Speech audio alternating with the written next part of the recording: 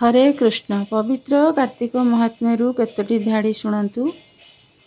नमस्ते देव दामोदर जानाम शरण सोदर अशेष ब्रह्मांडर नाथ जार चरित पुण्य पथ आरत जन परित्राण अभय पंकज चरण कमलाश्रे रही निते ब्रह्मादि सुर मुनि जेते पूजंती जेउ पद्म पादे काल बंचंती अप्रमादे।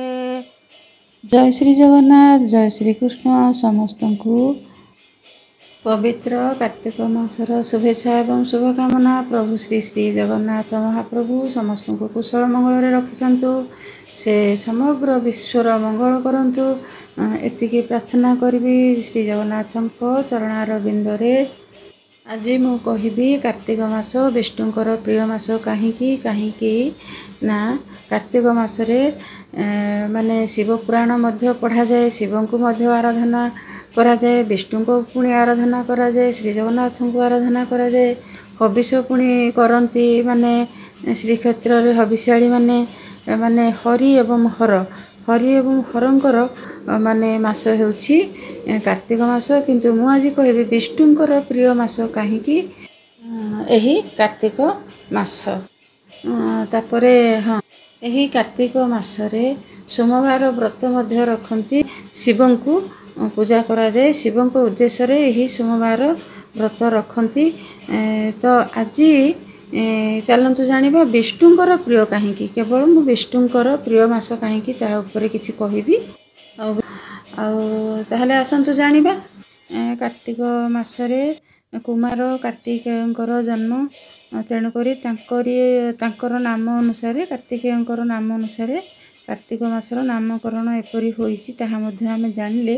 किंतु आउ गोटे विषय होछि कार्तिक मास होछि माने हेउछन कार्तिक मास होछि विष्णुंकर प्रिय मास। माने विष्णुंकर प्रिय मास कहीं कार्तिक मास ता विषय रे मु जेतिकी जानिछि कहबी आज। पुराण अनुसार एही कार्तिक मासरे कौन होइथिला ना विष्णुंकर प्रथम अवतार जो कार्तिक मासरे प्रथम अवतार से होइथिले ताहा हेउछि मत्स्य अवतार। प्रभु विष्णु मत्स्य अवतार ग्रहण करी से चारि वेद को रक्षा करथिले एवं ऋषि मनु एवं तांकर पत्नी शतरूपा को प्रलय जलरू उद्धार करथिले। परवर्ती समय रे मनुंक एवं शतरूपा ओरसरू मनुष्यगण सबू माने प्रथमे जात होइथिले बोली जना जाए। पौराणिक माने जहाँ पौराणिक मत अनुसार बा पुराण रे जहाँ वर्णित होइछि। तेणु करी कार्तिक मास हेउछि विष्णुंकर प्रिय मास। यह व्यतीत देवी वृंदावतींकर स्वरूप तुलसी देवींकर विवाह मध्य यही कार्तिक मासरे अनुष्ठित होइथाए। आउ देवी वृंदावतींकर स्वरूप होचंती देवी माँ तुलसी सहित शालग्रामंक विवाह अनुष्ठित होइथिला। ताहार माने प्रतीक स्वरूप कार्तिक मासरे माने समस्त तुलसी विवाह नीति पालन करिथांती। श्री क्षेत्र रे मध्य यह होइथाए।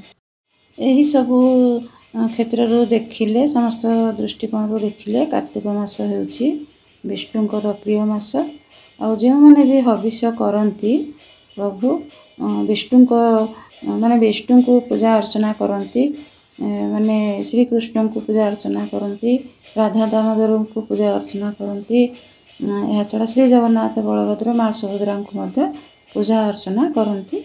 विष्णु रूपी जेतेक भगवान अछंती समस्त को यही कार्तिक मासरे हविष्याली माने पूजा आराधना करी माने हविषान्न ग्रहण करती। यही सब कारणरू ବିଷ୍ଣୁଙ୍କର ପ୍ରିୟ ମାସ ହେଉଛି କାର୍ତ୍ତିକ ମାସ। ଜୟ ଶ୍ରୀ ଜଗନ୍ନାଥ।